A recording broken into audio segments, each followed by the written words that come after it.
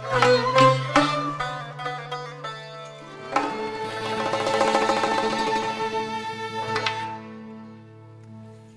بخیر دوستان عزتمند. آهسته آهسته به روزهای نخستین سال 2022 نیز قدم گذاشتیم.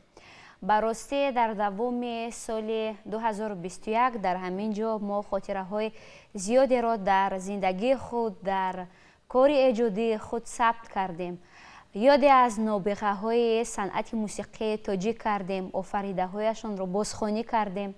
بعضا به یاد آنها اشک ریختیم، بعضا در زیر هوا و نوای ترانه های آنها رقصیدیم، خرسندی کردیم و یاد کردیم در دوام همین سال از موسیقی اصیل تاجیک، از ژانرهای گوناگون، از شش مقام، از فلک، از موسیقی استرادی، از همان نفرانی که در همین صنعت واقعا هم نقشی با سزای خود را گذاشتند و با همین خاطره ها دوستان عزتمند و همراه با برنامه خاطره ها قدم گذاشتیم به سال 2022 و در همین روزهای نخستین دوستان عزتمند بازم دوستان ما در همین جا هستند.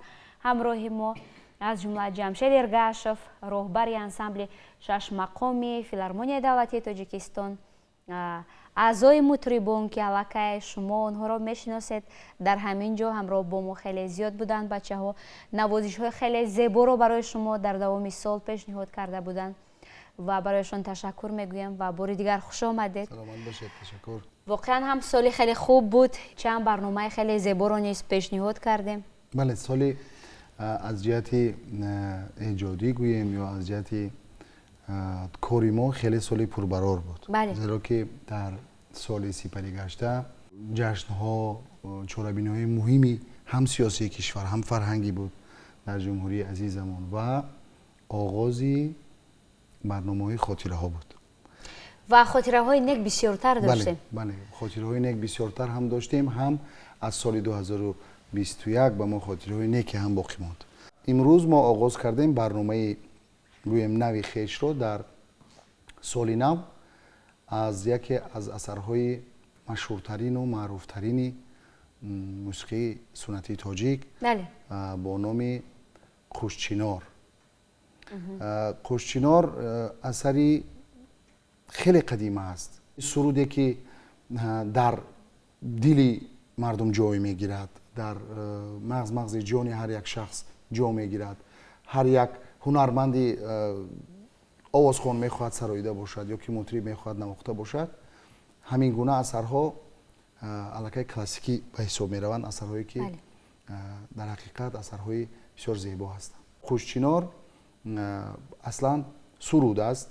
سرود قوشچینار با غزل بسیار زیبای حضرت طغرل بسیار خوب توأم آمده است. به مزراب دیگر قانون عشقت ساز میکردن. بسیار غزل زیبا است و مردم هم بسیار دوستش میدارن همین سرود رو.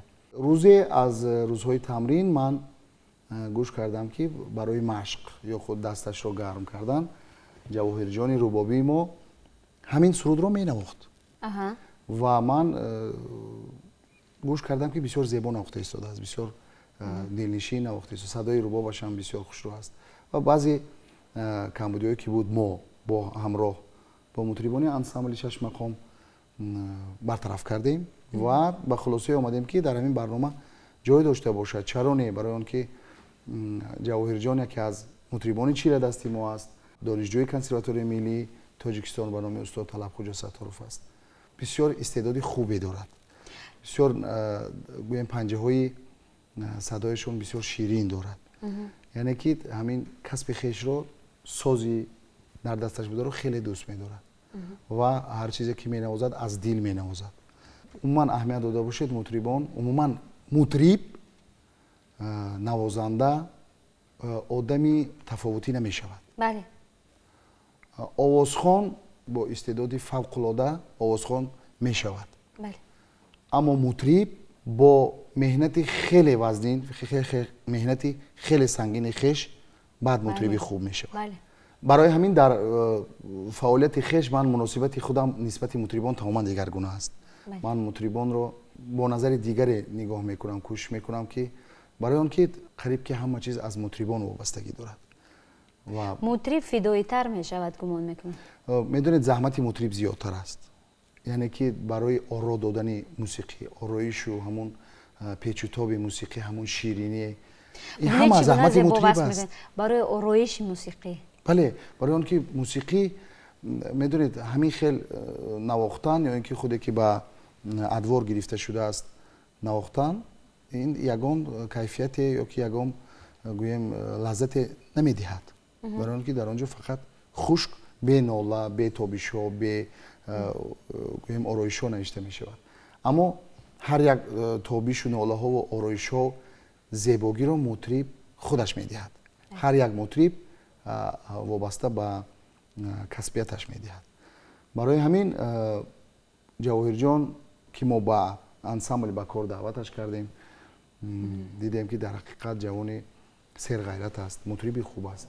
چون که گفتم همین اثر رو با یک مهری خاصه نواخته شده بود. فقط من فکر کردم که اگر در وقت تمرین این گونه اگر نوازد، این گونه اگر مشق کنند برای گرم کردن دستش و پنجه‌هایش، اگر ما کمی اگر جدی‌تر مشق کنیم با همراه مطربان انسامبلمون، یعنی که یک اثری زیبایی باید براید. همین طور هم شد. من خودم هم شخصا بار اول در ساز رباب این چیز را شنیدم. با مخلصان برنامه گفتنی هستم که این ساز رباب است. بله. اصلا از تاریخ این ساز همچون رباب قشقری نام دارد آمده است به ما. ممکن که از همون قشقری امروزه چین آمده باشد، اویغورها آمده باشد. اونها هم دارن به همین شکل ساز رباب است، اما شکل کاسه خونش خردتر هست، شکل دستش کمی فرق میکند و پرده بندی هایش فرق میکند. امروز این شکلی که جواهر جان ما مینوازد، این شکل رباب البته رباب تاجیکی است. یعنی ساز رباب ساز قدیمی ملتی تاجیک است. اما همون از نمیدونم هزار سالها پیش که آمده است، نامش همین گونه مانده بوده است، نام با عنوان رباب قشقری. اما چون که گفتم امروز کایها البته رباب تاجیکی شده است، رباب ما شده است، چون ما بسیار وسیع استفاده میبریم و یک وقتی معینی بود که هنرمندان ما ربابی هم شده بودند، یعنی که در دست با رباب میسراییدند یا با تار میسراییدند. اثرهای زیادی برای سازی رباب ایجاد شده است. رباب نوازانی مشهور هستند استادان ما که اثرهای ایجاد کردند و در کتاب ها هست این چیز، و هم در کنسرواتوری، هم در دانشگاه فرهنگ و صنعت، در کالج و در مکتب‌های موسیقی بسیار سازی معمول است که طلبگار این ساز بسیار است. یعنی که کودکانی که به مکتب موسیقی بیان بسیار میخوان، طلبگارشون نسبت همین ساز بسیار است، زیاد است طلبشون. چی در انسامبل خلقی، چی در شش مقام، فلک، عموما امروزها وسیع در استرادا نیز استفاده میبرند. یعنی که رباب سازی است که بی‌نظیر است، در صدایش هم عموما هم در علایدگی هم در داخل انسامبل مطربان نواختن یک ساز است که به او نمی شود، یعنی که به این ساز نمی شود. برای همین اثر که ما امروز نواختیم باری اول در شکل موسیقی همچون و در علایدگی در ساز رباب صدا داد، این هم بود در برنامه ما. باری اول بود. ما کوشش میکنیم که یک چیزای در برنامه وارد کنیم که هم چیزی قدیمی باشد که در گوش مردم جای یافته است و کوشش میکنیم که هم در شکل نوش باشد، با یک کارکردی نو باشد و ما کوشش میکنیم همچنین اثرهای جاویدانه رو که استادان ما ایجاد کرده هستند با یک شکل نو، با یک طرزی نو، با یک دیدی نو آماده کرده با مخلصان برنامه پیشنهاد گردانیم. تشکر جمشید. واقعا ما جواهر رو در برنامه بار اول میبینیم. البته با همه اعضایان مطربان آشنا هستیم و نمیدونم چگونه متخصصان بها میدهند، اما ما در همان نوازش کمی و کاستگی رو احساس نکردیم. تشکر میگویم و همون طوری که خود شما گفتید برای آرایش موسیقی ما نیز میخواهیم که برای آرایش برنامه‌مون بازم یک ترانه دیگر رو پیشنهاد بکنیم، بعد برنامه رو ادامه دهیم. امروز یکی از بانوهای زیبای صنعت ما، بانو شاه صنم، با یک سرودی خیلی زیبای آماده است، آماده کردیم. خوب تماشابینان خود قضاوت کنند، زیرا که این سرود بسیار سرودی معمول و معروف و دوست داشته بود و عیناً همین سرود خیلی سالها شده است که صدا نداده است. من تصادفاً همین سرود را گوش کردم و خوردم و از بایگانی دسترس کردم. марҳамат худ қазоват кунед.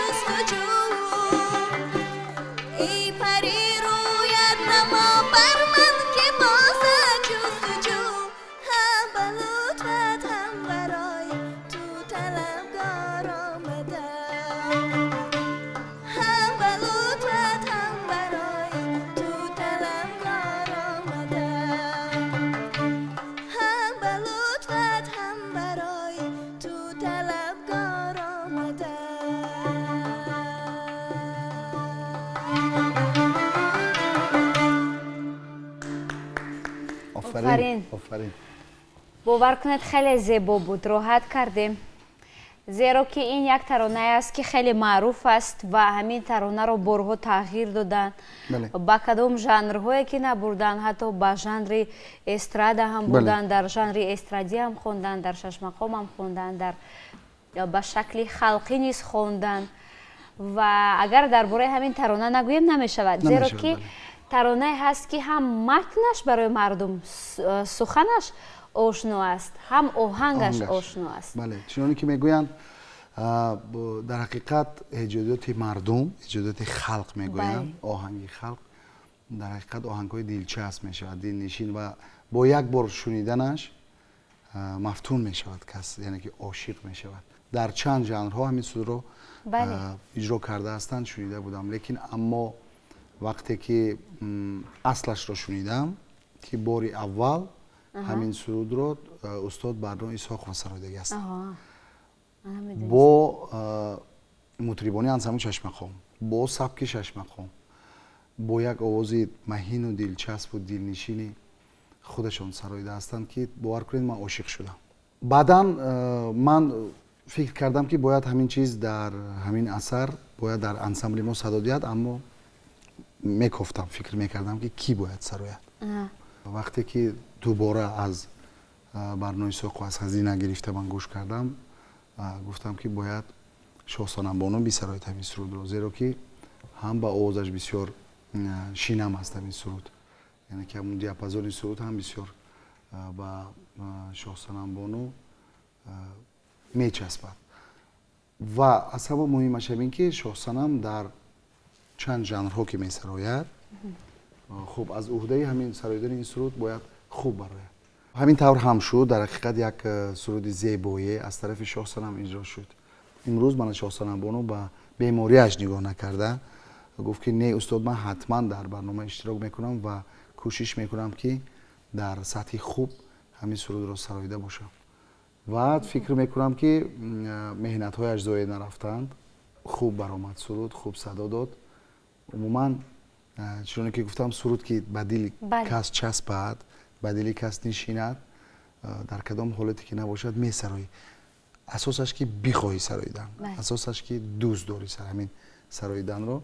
ва воқеан ҳам ҳамин таронае ҳаст ки баъзан таронаҳое ҳаст ки мо мегӯем ки мардумро ба гурӯҳ ҷудо намекунад. Масалан баъзан гурӯҳе ҷомеа ҳаст ки шашмахомро дӯст медорад, як гурӯҳи ҷомеа ҳаст ки масалан фалакро дӯст медорад, як гурӯҳи ҷомеа ҳаст ки хипхопро дӯст медорад, як гурӯҳи ҷомеа масалан таронаҳои эстрадиро гӯш мекунад ва ҳамин тарона гурӯҳҳоро гӯё барҳам мезанад. ҳама дӯст медорад ҳамин таронаро ва ҳамин таронае аст ки гумон мекунам ҳама дӯст медорад ки замзама бикунад. медонед, ман мехоҳам сирашро бигӯям. ба фикри ман, фикри шахсии ман, сираш дар содагии ҳамин суруд аст. яъне ки ҳар чизе ки содатар аст ба гӯши мардум тезтар мечаспад, ба дили мардум тезтар менишинад. бубинед ки чуноне ки ҳама медонанд, илми арӯз ҳар як шеър зарбу вазни худашро дорад. яъне ки ҳамин шеър ҷониби гулшан назар кун, як гули бехор нест, фоилотун фоилотун фоилотун фоилон, яъне баҳри рамали мусаммани мақсур.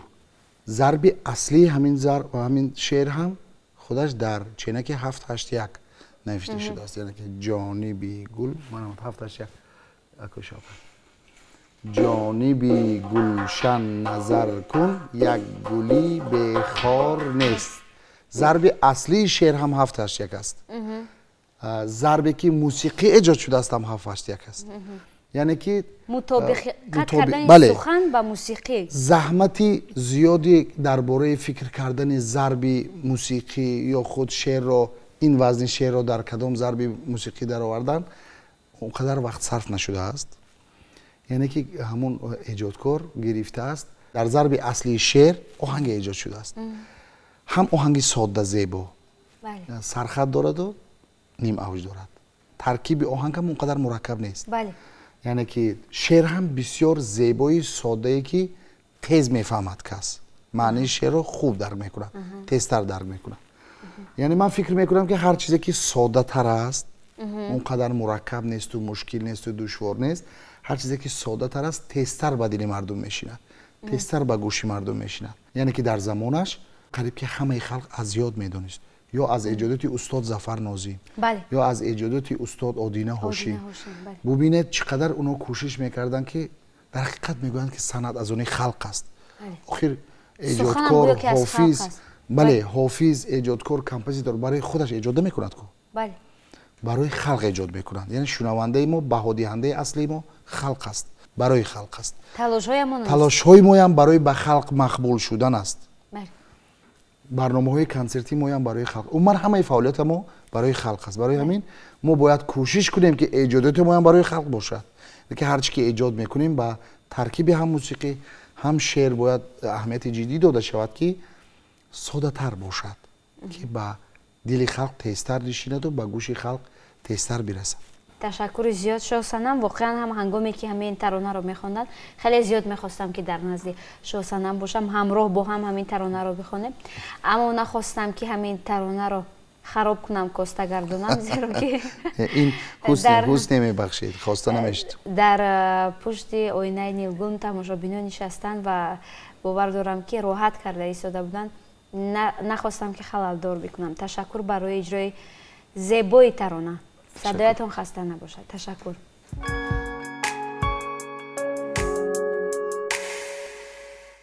ҷамшед, мехостем ки таронаи дигарро пешниҳод кунед. хуб, мо имрӯз ба барнома яке аз ҳунармандони нав, ҳунармандони ҷадиде ки ба ансамбли мо нав ба кор гирифтем, албатта худаш ҳунарманди нав нест.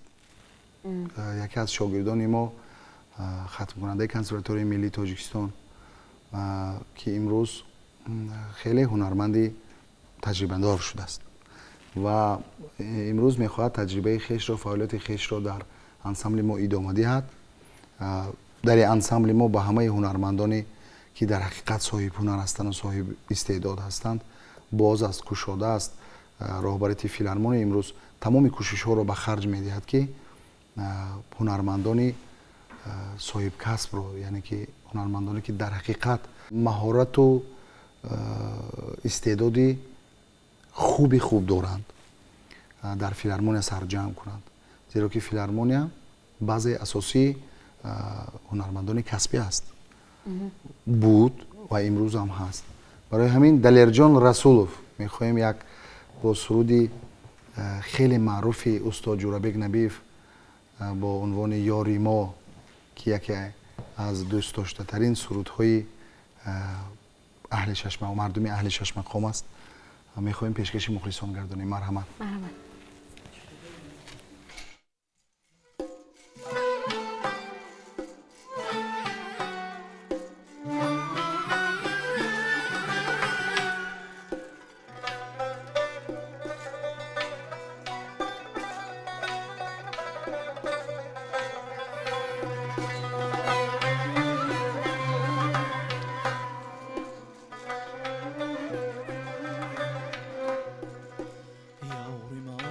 سروی بلند است بگوییم بلند،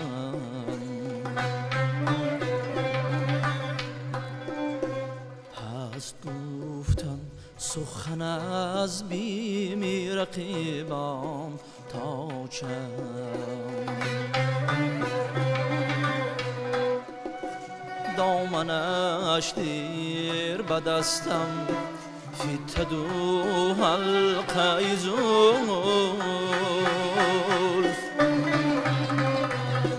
نتوان زود گرفت آهوی مشکین به کمر، نتوان زود گرفت آهوی مشکین به کمر.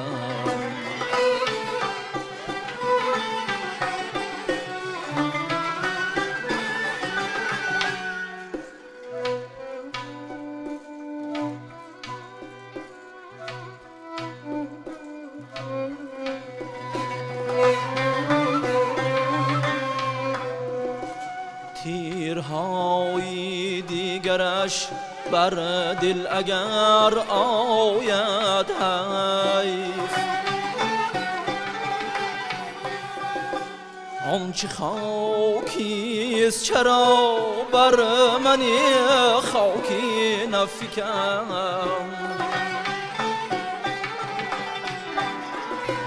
دل صد پاره به مرهم نشود چاره پذیر، جام نازک چو شکستن نگیرد پیوند، جام نازک چو شکستن نگیرد پیوند.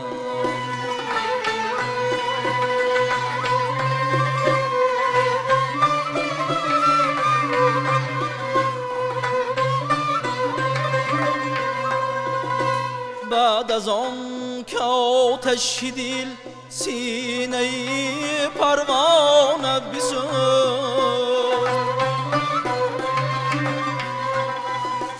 شمع خواهی به هلاکش بگیری خواه بخند،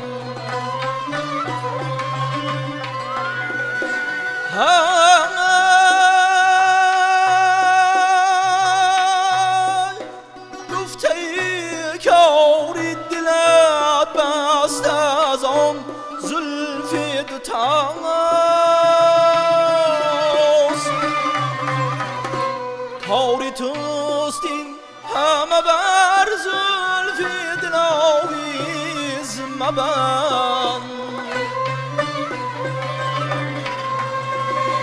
گر بجویند بسد قرن نیابند کمان گر بجویند بسد قرن نیابند کمان بلبلی چون تو خوش الهام به چمنهای خجند بلبلی چون تو خوش الهام به چمنهای خجند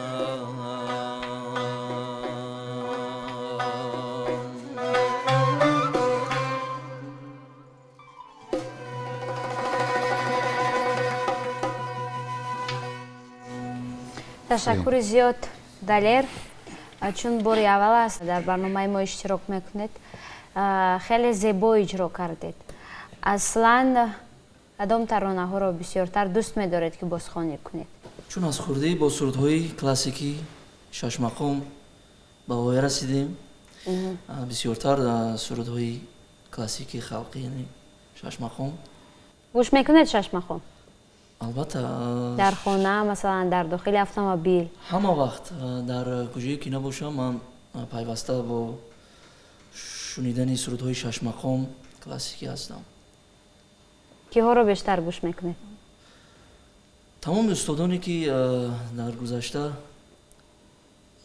номи худро боқӣ монданд яъне бо ҳунари худ машҳур буданд ва ҳастанд бисёртар ҳамонҳоро гӯш мекунам میدونید دلیر یکی از خوشبخت‌ترین جوانان امروز است زیرا که هنگام تحصیل در کالج صنعتی به نام صادرخان حافظ شهر خوجند قریب 4 سال شاگرد استاد بزرگی صنعتی ملت تاجیک استاد جورابک نبی هنرمند خلق تاجیکستان 4 سال از استاد سبق آموخت و بعداً تحصیل خیش رو در کنسرواتوری ملی تاجیکستان در پایتخت کشور ادامه دادنش 5 سال در دست هنرمند مردمی تاجیکستان استاد مستانه ارگش و تحصیل گرفت یعنی که جوانی که فقط از استادان تحصیل گرفت از استادان بزرگترین صنعتی ملتی امروزه تاجیک هر یک جوانی که امروز میخواهد در راه هنر